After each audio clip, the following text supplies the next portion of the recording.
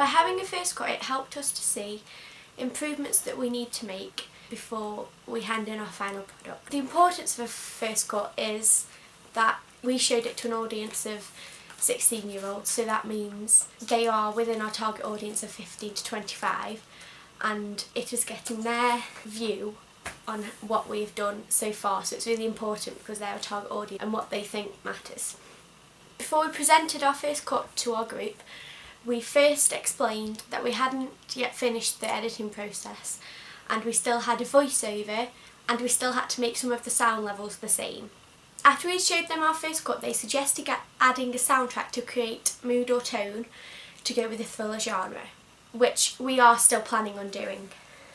Near to the end of our opening sequence, we'd edited a part where we had a slow motion with an overlay over the top, and the audience said that they liked the overlay but they didn't like the slow motion because it dropped the suspense that had been building up throughout the sequence so far.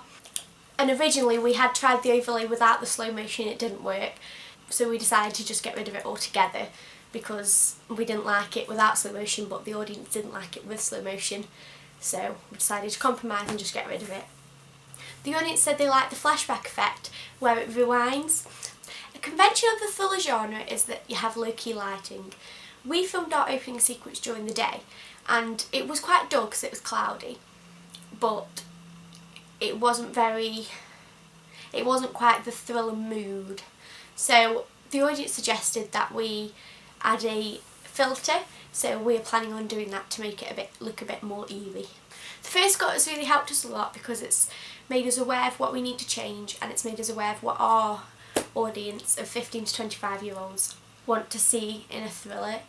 They've given us positives and negatives and it's going to really help us to further progress during the editing process.